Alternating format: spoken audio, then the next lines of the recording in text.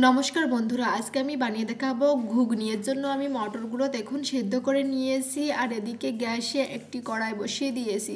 কড়াই বসিয়ে দিয়ে এখন পরিমাণ মতন তেল অ্যাড করে দিয়েছি। তেল অ্যাড করে দিয়ে আমি কেটে রাখা আলুগুলো একটু লাল লাল করে ভেজে উঠিয়ে নেব। সামান্য লবণ হলুদ গুঁড়ো দিয়ে দিয়েছি, দিয়ে লাল লাল করে ভেজে উঠিয়ে নেব।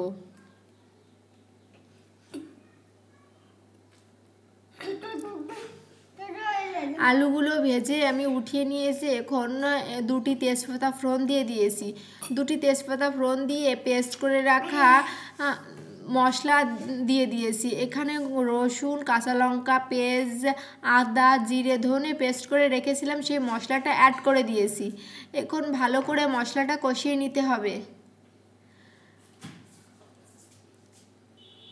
দেখুন ভালো করে একটু নাড়িয়ে চাড়িয়ে নিয়ে আমি মিক্সার বোলটা ধুয়ে একটু জল অ্যাড করে দিয়েছি। এখন পরিমাণ মতন লবণ হলুদ গুঁড়ো অ্যাড করে দেব।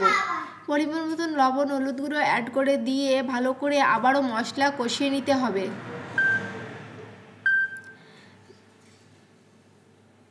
দেখুন ভালো করে আমার মশলা কষানো হয়ে গিয়েছে। এ পর্যায়ে আমি সেদ্ধ করে রাখা মটরগুলো অ্যাড করে দেব।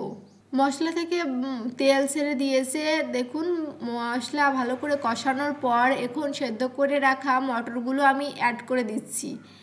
মটরগুলো অ্যাড করে দিয়ে আবারও নাড়িয়ে চাড়িয়ে একটু নেব। এইভাবে নাড়িয়ে চাড়িয়ে একটু ঢাকনা দিয়ে ঢেকে মটরগুলো মশলার সাথে কিছুক্ষণ কষিয়ে নেব। দেখুন ঢাকনা দিয়ে ঢেকে আমি মশলার সাথে কিছুক্ষণ আবারও কষিয়ে নিয়েছি। এখন আবারও নাড়িয়ে চাড়িয়ে নিচ্ছি। এইভাবে নাড়িয়ে চাড়িয়ে নিয়ে আমি ভেজে রাখা আলুগুলো অ্যাড করে দিয়েছি। আলুগুলো অ্যাড করে দিয়ে আবারও ঢাকনা দিয়ে কিছুক্ষণ রান্না করব, যাতে মশলার সাথে মটর এবং আলু ভালো করে মিশে যায়। দেখুন ভালো করে এইভাবে কষিয়ে নিয়ে কিছুক্ষণ কষিয়ে নিতে হবে। এইভাবে কিছুক্ষণ সময় নিয়ে কষিয়ে নিয়ে আমি পরিমাণ মতন জল অ্যাড করে দেব। দেখুন পরিমাণ মতন জল অ্যাড করে দিয়েছি। এ পর্যায়ে আবারও ঢাকনা দিয়ে ঢেকে কিছুক্ষণ রান্না করব।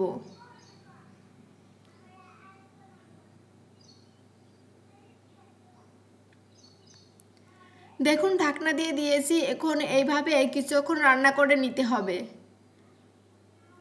কিছুক্ষণ রান্না করে নিয়েছি। এ পর্যায়ে দেখুন ঝোলটা অনেকটাই শুকিয়ে এসেছে। লাস্টে আমি গরম মশলা গুঁড়ো অ্যাড করে আবারও একটু ঝোল শুকিয়ে নামিয়ে নেব। বন্ধুরা এইভাবে মটর রান্না করলে খেতে ভীষণই মজা লাগে। রুটির সাথে এই ঘুগনিটা খেতে ভীষণ টেস্ট।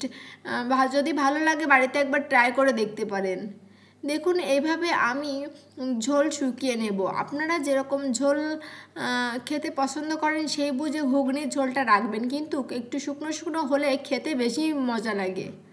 লাস্টে দেখুন আমি একটু গরম মশলা গুঁড়ো অ্যাড করে দিয়েছি, দিয়ে আমি নামিয়ে নেব। দেখুন নামিয়ে নিয়েছি। কত সুন্দর হয়েছে দেখতে, খেতে ভীষণই মজা ছিল। ভালো লাগলে বাড়িতে একবার ট্রাই করে দেখতে পারেন। ধন্যবাদ সবাইকে।